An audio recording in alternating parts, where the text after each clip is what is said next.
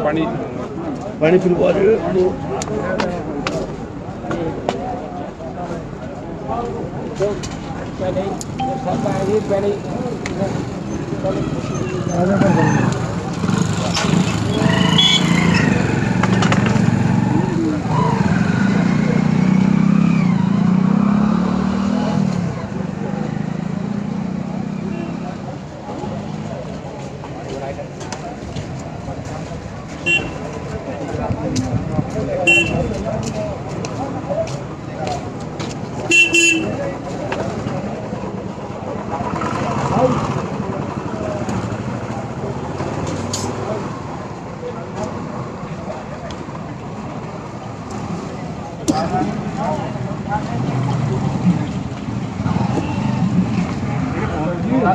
Phone नहीं है बहुत।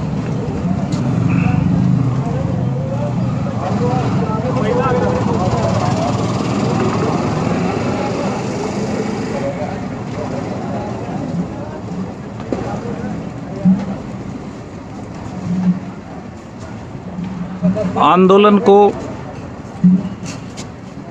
लगभग 7 महीने पूरे होने को हैं।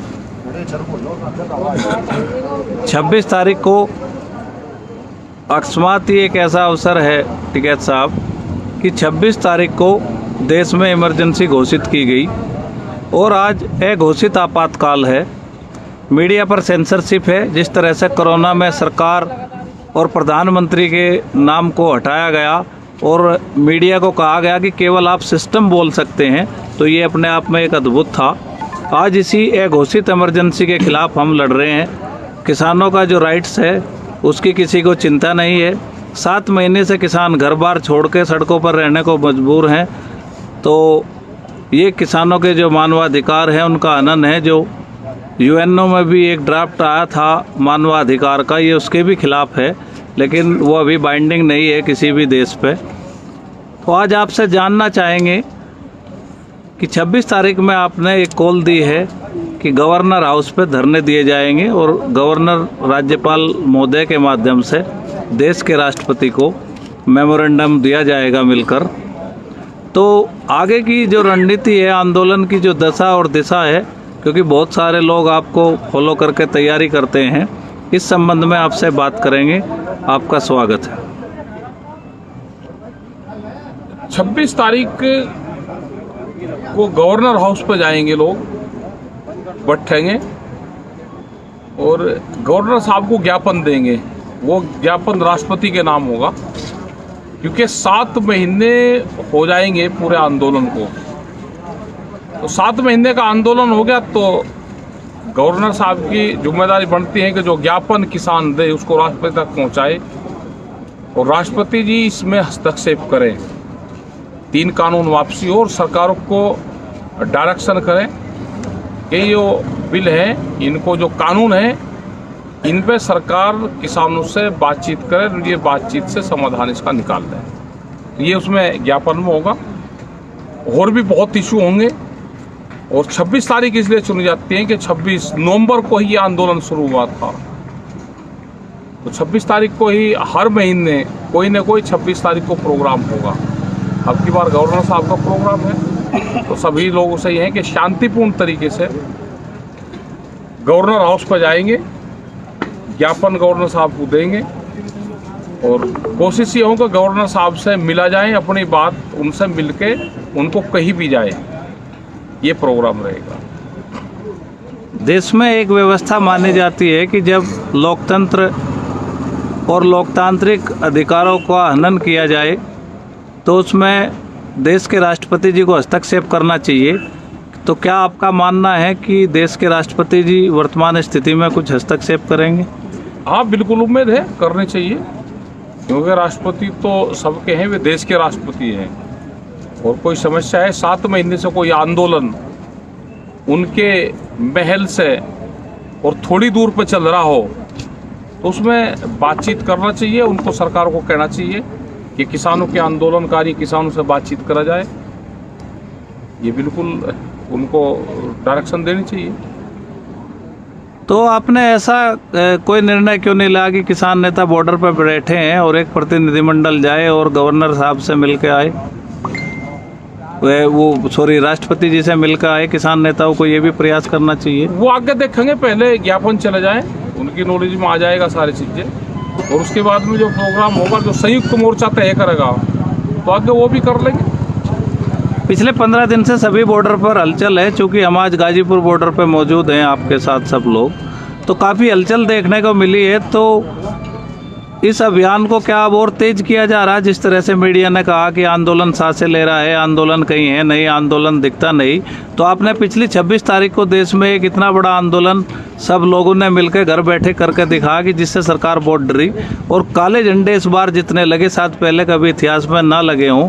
तो इस तरह का भविष्य में इस आंदोलन को इसी प्रतीकात्मक रूप में ले जाने का है, या भविष्य में बारिश के बाद कोई बड़ी एक क्राउड की भी संभावना आएगा? बारिश के बाद में भी भीड़ आएगी, अभी भी आएगी भीड़, और अभी कोरोना की जो गाइडलाइंस है उस पर काम कर रहे हैं। जैसे ये ख़त्म हो जाएगी तो भीड़ आएगी, भीड़ को अभी रोक कर रखा है। और आंदोलन तो होंगे, आंदोलन का तरीके अलग अलग होंगे, आंदोलन होंगे।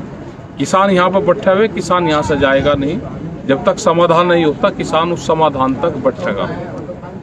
अभी ये कृषि मंत्री का बयान आया कि भाई हम तो बातचीत को तैयार हैं, लेकिन अगर आपके पास कोई ठोस प्रस्ताव है, यानी कि उन्होंने जो आपको प्रस्ताव दिए थे वो अभी इसी पे बात करना चाहते हैं, तो बार बार सरकार का इस तरह से कहना और निमंत्रण न देना, ये किस तरह से की राजनीति है सरकार की? क्योंकि समाज में देश को ये दिखाना कि हम बातचीत कर रहे हैं, किसान बात नहीं कर रहे हैं। हमने तो प्रस्ताव मानने से मना कर दिया था। अभी तो सरकार को अनकंडीशंस अगर बात करनी है तो वे बात करें, और नहीं तो जब टाइम आएगा तो हो जाएगी बातचीत। तो अभी कोई ज़्यादा जल्दी भी नहीं है, 7 ही महीने आंदोलन को हुआ है, कोई ज़्यादा टाइम भी नहीं अभी हुआ। 7 महीने के कुछ अनुभव? बहुत उतार चढ़ाव इस आंदोलन ने देखा। बहुत लोग जो आंदोलनकारी साथी थे वे यहाँ पे आते और यहाँ से जाते दिखे। बहुत नए लोग आए, बहुत क्रांतिकारी विचारधारा के लोग आए, बहुत लोग गए, बहुत एलिगेशन इस आंदोलन ने झेला। इस आंदोलन ने करीब 12 तरह के मौसम देखे, तो सब चीजें इस आंदोलन में यहाँ पे देखने को मिली। जी, भविष्य में किस तरह से मोर्चे को मजबूत किया जाएगा?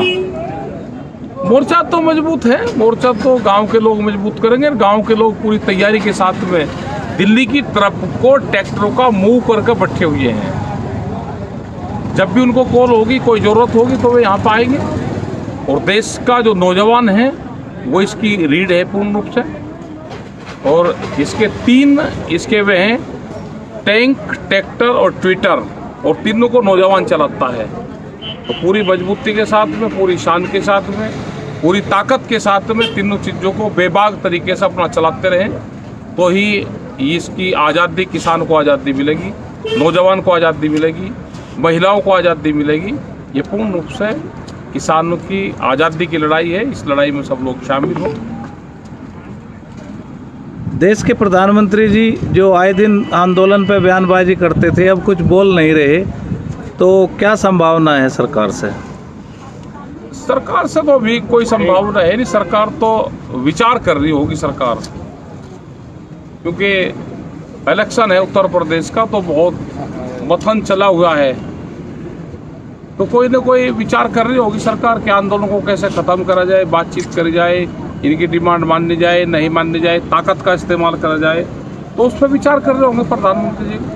अभी इस आंदोलन को लेकर उत्तर प्रदेश सरकार के चुनाव का आपने जिक्र किया, तो सरकार में काफ़ी हलचल है। योगी जी को दिल्ली तलब किया गया, उनको बदलने की भी चर्चाएं चली, तमाम ऐसे क्यास लगाए गए कि योगी जी को उत्तर प्रदेश से हटाया जा सकता है। तमाम मंथन हुए, कई बड़े नेता उत्तर प्रदेश में गए, उसके बाद उन्होंने फीडबैक लिया। तो किसान आंदोलन से काफ़ी चिंतित तो है सरकार। तो क्या उत्तर प्रदेश का चुनाव ही ताले की चाबी बनेगा इस आंदोलन की? बिल्कुल ताले की चाबी बनेगा, और चाबी किसान के पास में होगी, क्योंकि बहुत मसले किसानी के हैं। गन्ना भुगतान का एक बड़ा इशू उत्तर प्रदेश का रहेगा, उत्तर प्रदेश और उत्तराखंड का। उसके रेट नहीं पिछले 4 साल से बढ़े, वो एक बड़ा इशू रहेगा। आलू के किसान का एक बड़ा इशू उत्तर प्रदेश का रहेगा। यहाँ पे खरीद नहीं होती, धान और गेहूं अभी मंडियों में है, उसकी खरीद नहीं हुई तो उसका एक बड़ा इशू रहेगा। बिजली का पूरे प्रदेश में एक बड़ा इशू रहेगा कि पूरे देश में सबसे महंगी बिजली उत्तर प्रदेश में है। तो इन सब चीज़ों का सामना सरकारों को करना पड़ेगा और एक बड़ा इशू चुनाव में ये जो 5 पॉइंट है ये रहेगा। एजुकेशन का रहेगा, कोविड का रहेगा, और हमने तो कोविड का करा है ना, कहा है हमने कि जब 2013 में दंगे हुए तो सरकारी उस पर जो मौत जिनकी हुई थी, जिनकी डेथ हुई थी, उनको 16 लाख रुपए दिए गए थे। आज महंगाई बढ़ गई तो एक कोविड का मरीज जिसकी डेथ हुई है उसको 20 लाख रुपए सरकार दे। ये हमारी एक बड़ी डिमांड है। बहुत परिवार इस कोविड में ख़त्म हुए हैं। हॉस्पिटलों की जांच होनी चाहिए इनकी कि इतनी डेथ कैसे हुई, और जिन हॉस्पिटलों में डेथ हुई उनकी जो डेथ सर्टिफिकेट है वे हॉस्पिटल के लोग नहीं दे रहे हैं। तो इसकी पूरे कोविड की एक अलग से जांच कमेटी बने और पूरे उसकी एक जांच जरूर हो जानी चाहिए। जी धन्यवाद।